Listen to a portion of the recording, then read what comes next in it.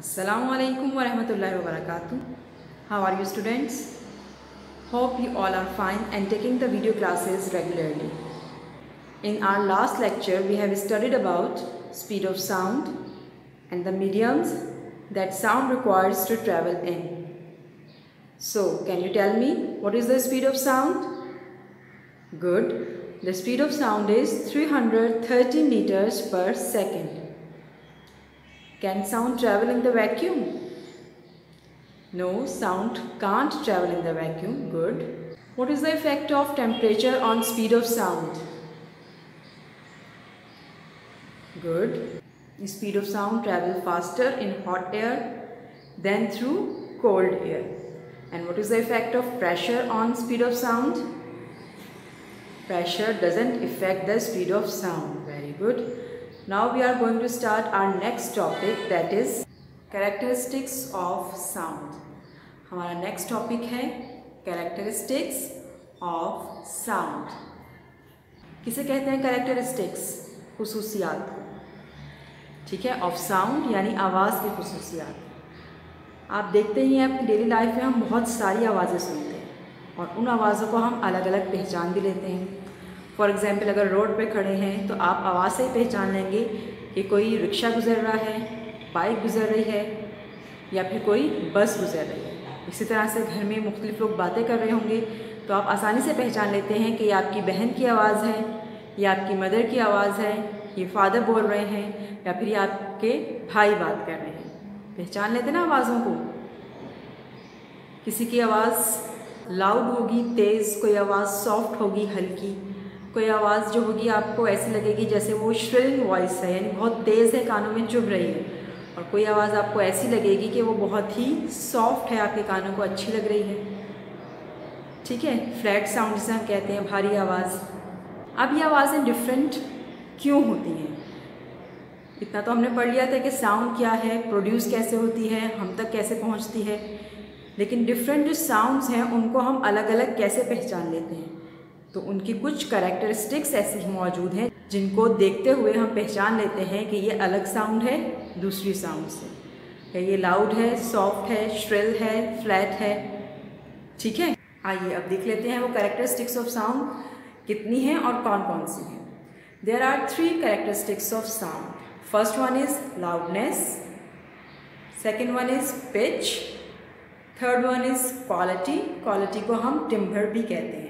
ठीक है, 3 characteristics of sounds are loudness, pitch, quality और टिम्बर. कौन कौन सी हैं? Loudness, pitch, quality and timbre. पहले देख लेते हैं लाउडनेस को. First one is loudness. Loudness क्या है? The property of sound waves that distinguishes high sound from low sound is called loudness of sound. Loudness of sound किसे कहा जाता है? साउंड की ऐसी प्रॉपर्टी को जिसमें हम फ़र्क कर सकते हैं कि यह आवाज़ लाउड है, हाई है, ऊंची है या फिर लो है, सॉफ्ट है और नीची है. ठीक है, अब ये लाउडनेस डिपेंड किस पे करती है? तो वो फैक्टर्स जिस पे लाउडनेस डिपेंड करती है वो 3 फैक्टर्स हैं. First one is amplitude, second one is surface area of vibrating body and third one is distance from vibrating body. कौन कौन से 3 फैक्टर्स हैं जिस पे हमारी लाउडनेस डिपेंड करती है? First one is amplitude, second one is surface area of vibrating body and third one is distance from the vibrating body. अब देख लेते हैं पहले एम्पलीट्यूड को. हमने अपने फर्स्ट लेक्चर में यूनिट नंबर 10 के पढ़ा था एम्पलीट्यूड के बारे में. याद है? What is amplitude? Good. The distance between the mean and extreme position of a pendulum is called amplitude. याद आया? Good. इसको देख लेते हैं हम डायग्राम के थ्रू. हमारे पास मौजूद है ये पेंडुलम. अभी पेंडुलम में क्या है? आपके पास मीन पोजीशन है और ये आपकी इस साइड पे जो जा रहा है वो क्या है? एक्सट्रीम पोजीशन है. इस साइड पर भी जाएगी तो एक्सट्रीम ही होगी, लेकिन फिलहाल अभी हम इस साइड को देख रहे हैं. ठीक है, अब जो डिस्टेंस है बॉब का मीन पोजीशन से एक्सट्रीम पोजीशन तक, इसे क्या कहते हैं? एम्पलीट्यूड. ये आपकी फर्स्ट डायग्राम थी.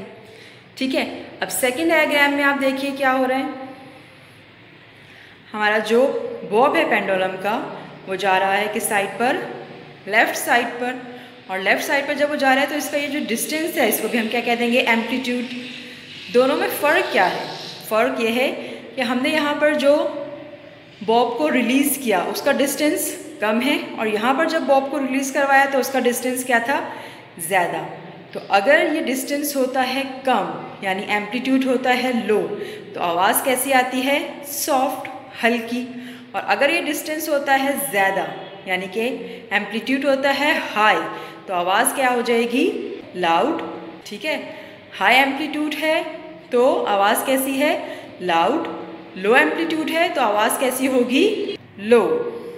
ठीक है, इतना है समझ में? क्या समझा अभी हमने? हाई एम्पलीट्यूड है तो लाउड साउंड होगी, लो एम्पलीट्यूड है तो सॉफ्ट साउंड होगी। यानी डिस्टेंस मीन और एक्सट्रीम का अगर ज़्यादा है तो ज़्यादा एम्पलीट्यूड है, साउंड लाउड आएगी। डिस्टेंस अगर मीन एंड एक्सट्रीम का कम है तो लो एम्पलीट्यूड है, आवाज़ क्या हो जाएगी, सॉफ्ट हो जाएगी। इसको देख लेते हैं अब हम वेव की फॉर्म में। जी, तो अब हम देख लेते हैं वेव की फॉर्म में एम्पलीट्यूड को। ठीक है, ये जो ब्लैक लाइन नज़र आ रही है आपको, ये क्या है, मीन पोजीशन है।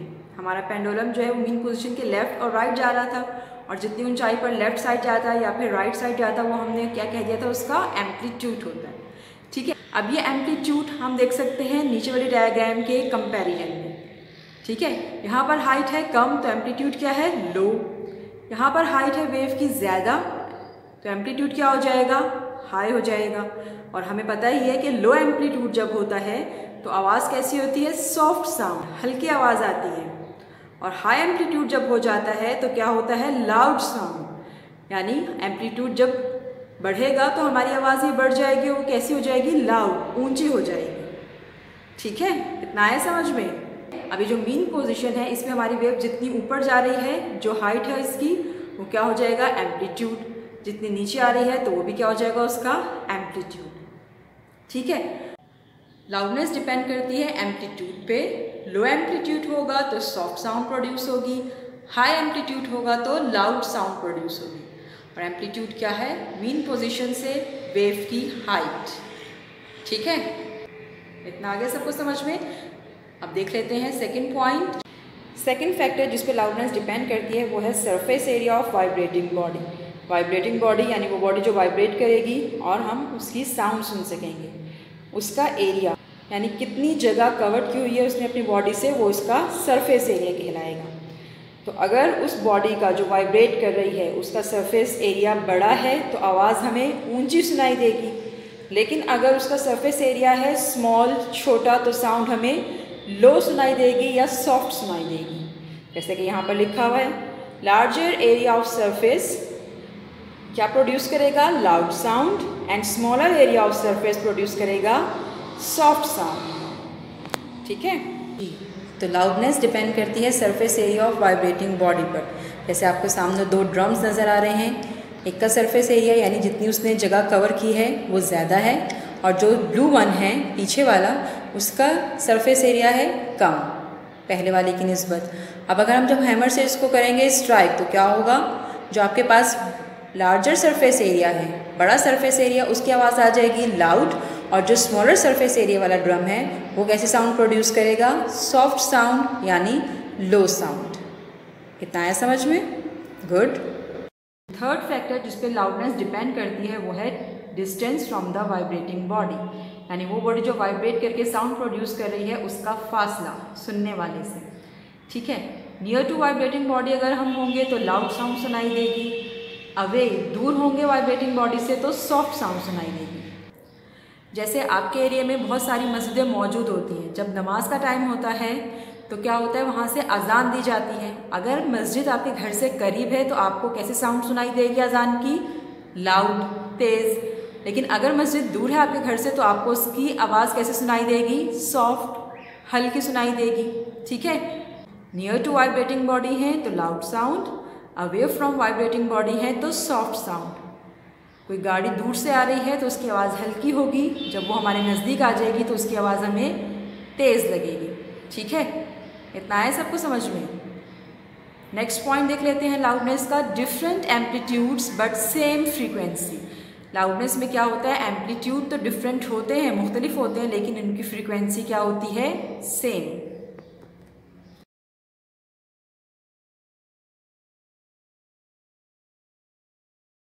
Examples of loudness of sound में लाउड साउंड की एग्जाम्पल हमारे पास है रोर ऑफ ए लॉयन, यानी शेर का धाड़ना। जब शेर धाड़ता है तो उसकी आवाज़ क्या होती है, बहुत दूर दूर तक सुनी जाती है, क्योंकि उसकी आवाज़ में बहुत ज़्यादा एनर्जी होती है। एम्पलीट्यूड क्या होगा, हाई, और जब एम्पलीट्यूड हाई होगा तो आवाज़ भी लाउड हो जाएगी। ठीक है।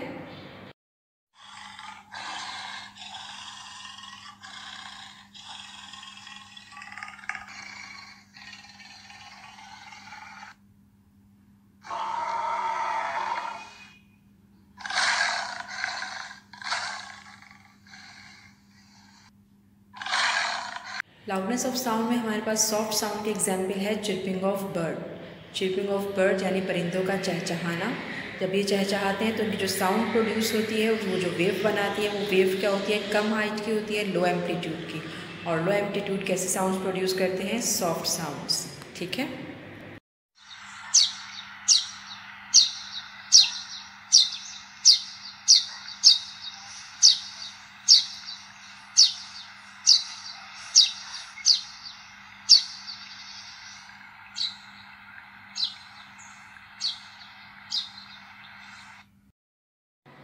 Now the second characteristic of sound is pitch. Pitch क्या होती है? The property of sound waves that distinguishes shrill sound from flat sound is called pitch of the sound. यानी आवाज़ की वो खुसूसियत जिससे क्या हो सकता है, shrill sound को, तेज़ आवाज़ को flat sound से हम अलहदा पहचान सकते हैं, उसको कहते हैं क्वालिटी को pitch of the sound. अभी जो pitch of the sound है ये डिपेंड करती है फ्रीक्वेंसी पे। फ्रीक्वेंसी क्या होती है, याद है यूनिट नंबर 10 के फर्स्ट लेक्चर में हम डिस्कस कर चुके हैं इसको। What is frequency? Frequency is the number of vibrations पर सेकेंड। हमारे पास एक सेकेंड में अगर वाइब्रेशंस आ रही हैं ज़्यादा तो फ्रीक्वेंसी हो जाएगी हाई, और अगर कम वाइब्रेशंस आ रही हैं एक सेकेंड में तो फ्रीक्वेंसी हो जाएगी low. Low frequency causes low pitch sounds and high frequency causes high pitch sound. ठीक है जी। तो अगर वो होगी पिच हाई, यानी नंबर ऑफ फ्रीक्वेंसीज ज़्यादा हैं, तो इसका मतलब है पिच कैसी है आपकी, हाई। और पिच हाई है तो इसका मतलब है साउंड कैसी आएगी, श्रिलर, यानी नोकीली, तेज़, चुभती हुई। ठीक है। इसी तरह से अगर आपकी वाइब्रेशंस हैं कम तो आपकी पिच क्या होगी, लो होगी। अब वो लो पिच जो है वो आपको कैसी आवाज़ देगी, फ्लैट साउंड देगी, जो आपके कानों में चुभेगी नहीं। ठीक है। इतना है सबको समझ में कि pitch of the sound depend करती है फ्रीक्वेंसी पे। फ्रीक्वेंसी है अगर आपकी हाई तो पिच भी हाई होगी, साउंड हमें श्रिलर सुनाई देगी।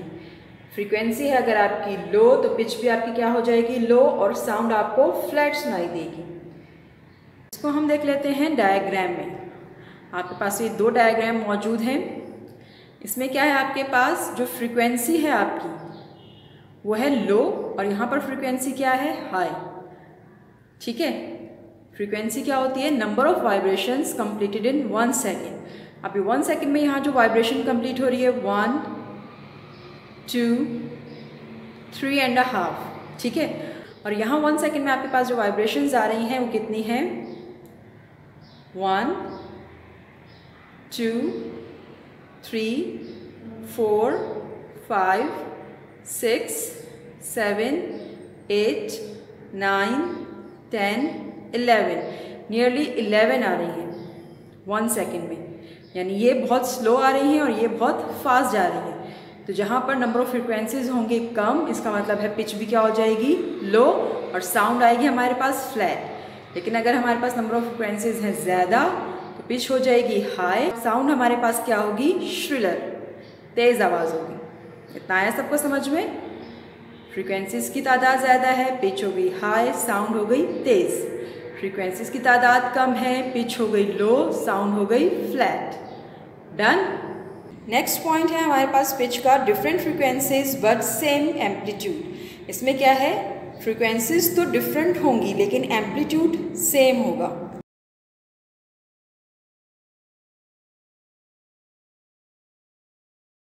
एग्जाम्पल्स हैं हमारे पास श्रिल एंड फ्लैट साउंड की, विसल एंड ड्रम। विसल हमारे पास हाई पिच साउंड है क्योंकि इसमें नंबर ऑफ फ्रिक्वेंसीज ज़्यादा होती हैं, पिच हाई हो जाएगी, हाई पिच हमेशा श्रिल साउंड देगी। सुनिए आपने कभी विसल के sound.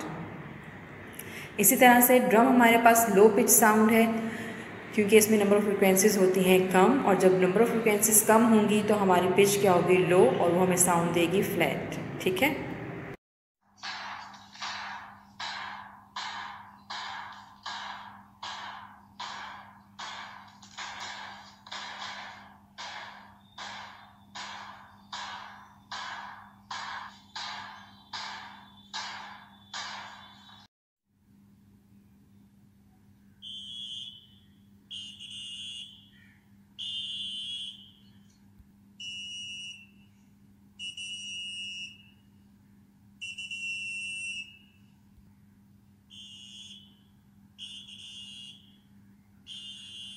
Now the third characteristic of sound is quality, timbre. What is timbre or what is quality देख लेते हैं यहाँ पर। The property of sound waves that distinguishes one sound from another is called quality of a sound or timbre. यानी sound की वो property, वो खुसूसियत जिसकी वजह से हम एक साउंड को दूसरी साउंड से अलग पहचान सकते हैं, उसे क्या कहते हैं, टिम्बर। ठीक है। फॉर एग्जाम्पल, आपको घर में कोई आवाज़ देता है तो आप आसानी से पहचान लेते हैं आवाज़ सुन के, बगैर देखे ही, क्योंकि वो आपकी पहचान में होती है आवाज़, कि ये आपके भाई बुला रहे हैं, आपकी सिस्टर बुला रही हैं। ठीक है। तो ये खुसूसियत जिसमें आप आवाज़ को पहचान लेते हैं वो क्या कहलाती है, timbre. A sound can be recognized by its timbre. Recognize कहते हैं पहचानने को। नेक्स्ट पॉइंट है same amplitude and frequency with different sound effect. इसमें क्या होता है, आपके पास सेम एम्पलीट्यूड होता है, फ्रीक्वेंसी भी सेम होती है, लेकिन साउंड का इफेक्ट डिफरेंट होता है। अब कैसे होता है डिफरेंट, यहाँ देख लेते हैं डायग्राम में। जी, तो सामने डायग्राम में आप देख रहे हैं दो साउंड वेव्स आपके पास मौजूद हैं। दोनों का क्या है, एम्पलीट्यूड सेम है, यानी कि हाइट सेम है, और दोनों की पिच भी सेम है। आपके पास नंबर ऑफ फ्रिक्वेंसीज ऊपर वाली साउंड वेव में भी 4 आ रही हैं और नीचे वाली साउंड वेव में भी 4 आ रही हैं। दोनों की हाइट भी एक जैसी है। तो जब हमारे पास किसी साउंड वेव की सेम पिच और सेम एम्पलीट्यूड होता है, लेकिन उसका इफेक्ट डिफरेंट है, आप देख रहे हैं जो वेव बन रही है वो पैटर्न डिफरेंट आ रहा है, तो ये जो डिफरेंट पैटर्न आ रहे हैं ये उस आवाज़ को एक स्पेसिफिक क्वालिटी दे देता है, जो इसे मखसूस बना देती है और दूसरे साउंड की निस्बत एक अलग आइडेंटिफिकेशन देती है, शिनाख्त देती है। यानी बहुत सारी आवाज़ें होंगी तो उन आवाज़ में से हम इसको अलहदा पहचान सकेंगे। ठीक है। जैसे आप सुनते हैं कॉइल की वॉइस और स्पैरो की वॉइस, दोनों को अलग अलग पहचान लेते हैं। किस क्वालिटी की वजह से पहचानते हैं, इस टिम्बर की क्वालिटी की वजह से, क्योंकि इसमें सेम एम्पलीट्यूड और सेम पिच है, लेकिन साउंड का इफेक्ट डिफरेंट है। ठीक है। तो टिम्बर वो क्वालिटी है जिसकी वजह से हम मुख्तलिफ आवाज़ों को डिफ्रेंशिएट कर सकते हैं। इतना है सबको समझ में? गुड।